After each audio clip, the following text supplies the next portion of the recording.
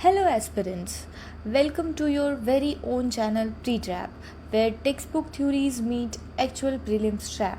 So let's begin with question number 1. With reference to the Red Fort trials, which is also known as INA trials of 1945, consider the following statements. Number 1.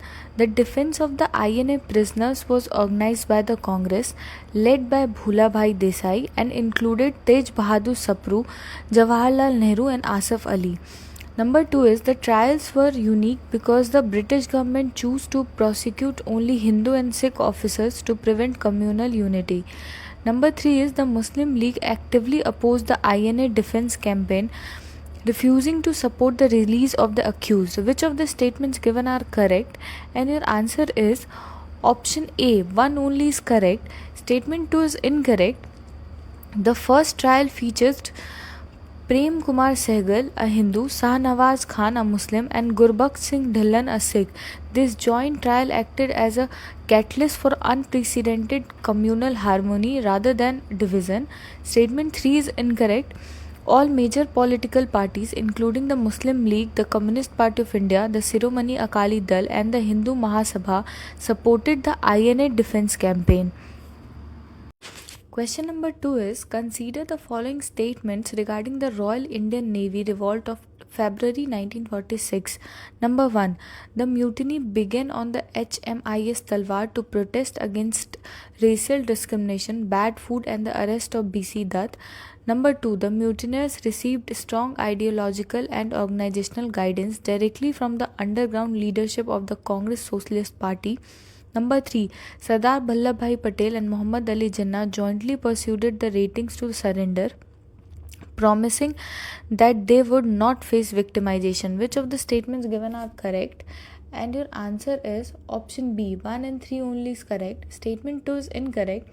The mutiny was largely spontaneous and lacked organized, centralized leadership from any major political party, although local leftists and citizens supported them on the streets of Bombay. Next question is the cabinet mission plan rejected the demand for a sovereign Pakistan. Which of the following reasons were cited by the mission for this rejection? Number 1. A separate Pakistan would contain a non-Muslim population so large that any partition of Bengal and Punjab would go against the regional will. Number 2. The division of armed forces and communication system along communal lines would weaken the defense of the subcontinent. Number 3. The princely state would find it geographically and politically impossible to integrate into a divided India. Which of the following are the correct answer? And your answer is option A, 1 and 2 only are correct. Statement 3 is incorrect. While the integration of princely state was a concern, the cabinet mission's formal arguments against Pakistan focused on communal minority percentage, geographic discontinuity between East and West Pakistan, and defense or communication disruption.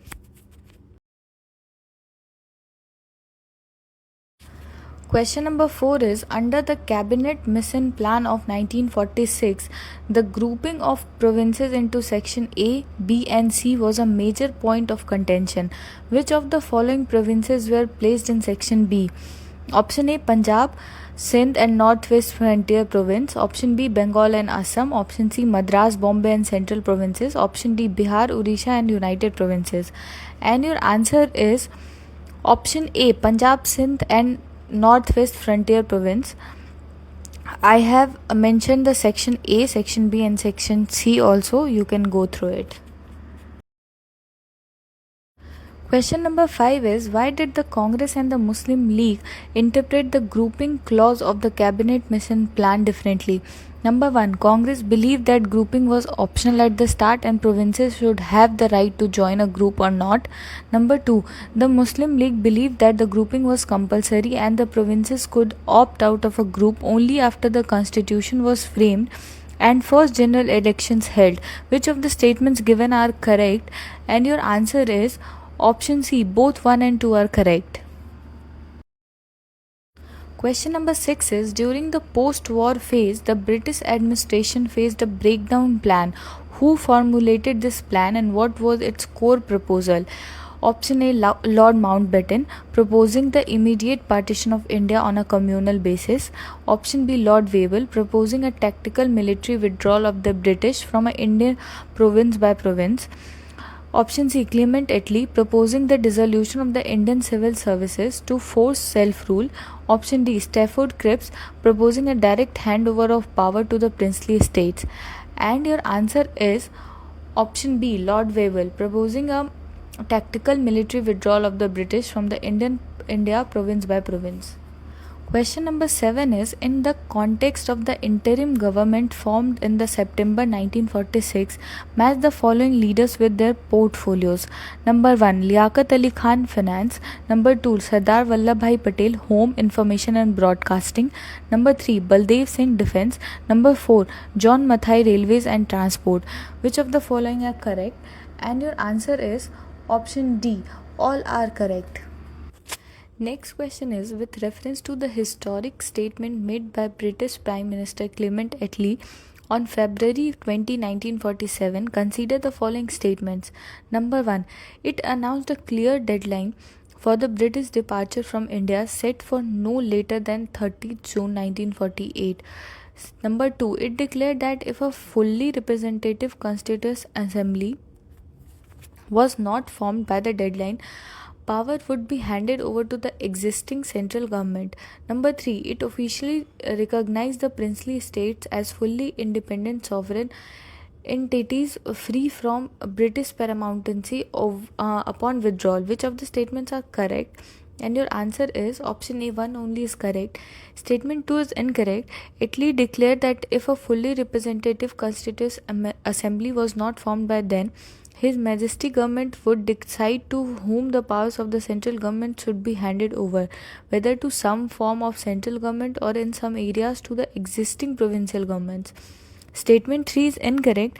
British paramountcy over the princely states would lapse, but the statement did not recognize them as independent international entities. Instead, they were expected to negotiate their relationship with the successor governments of British India. Next question is, the Plan Balkan, which was briefly considered and discarded by Lord Mountbatten in 1947, proposed which of the following? Option A, direct division of India into two sovereign nations of India and Pakistan. Option B, immediate transfer of power to individual provinces or confederation, allowing them to decide their own future. Option C, transfer of power exclusively to the Constituent Assembly without any territorial division. Option D, the creation of a joint Indo-Pakistan Defence Council under the British Governor-General.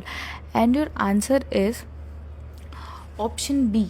Plan Balkan, also known as the Dickey Bird Plan, was Mountbatten's initial draft. It proposed that provinces should be declared independent, successor state first, and then be allowed to choose whether to form a federation, join an existing group, or remain independent. Question number 10 is, consider the following statements regarding the Mountbatten Plan of June 3, 1947. Number 1. It proposed that the provincial assemblies of Punjab and Bengal would meet in two groups, Muslim majority districts and non-Muslim majority districts, to vote on partition. Number 2. It made a referendum compulsory in both Sindh and Northwest frontier provinces to decide which dominion to join. Number 3. It shifted the date of transfer of power from June 1948 to August 15, 1947. Which of the statements given above are correct? And your answer is option B. 1 and 3 only are correct. Statement 2 is incorrect. A referendum was prescribed for the NWFP and the Sylhet district of Assam. In Sindh, the provincial assembly was to take its own decision at a special meeting. No public referendum was held in the Sindh. Question number 11 is, which of the following was or were provisions of the Indian Independence Act 1947? Number 1. It abolished the office of the Secretary of State for India. Number 2. It declared that the British Crown would no longer have the right to veto bills or reserve bills for its approval. Number 3. It designated the Governor Generals of India and Pakistan as constitutional heads who would act on the advice of their respective cabinets. Which of the following are correct? and your answer is option D. All are correct. Question number 12 is, with reference to the integration of princely states, what was the primary purpose of the standstill agreement signed in 1947? Option A, to freeze the borders of princely states as they existed under British rule. Option B, to ensure that administrative and commercial arrangement between the British era center and the state continued smoothly until new arrangements were made. Option C, to prevent the rulers of princely states from the selling their assets to foreign nations. Option D, to temporarily stop the states from choosing to merge with Pakistan.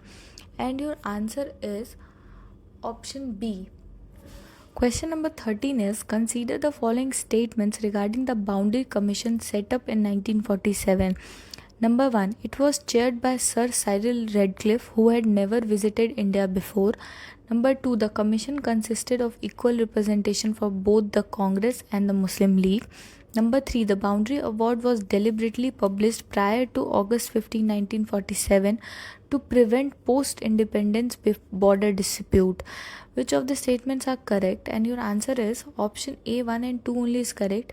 Statement 3 is incorrect. The Boundary Commission Award was finalized but deliberately kept secret and published on August 17, 1947, 2 days after the independence.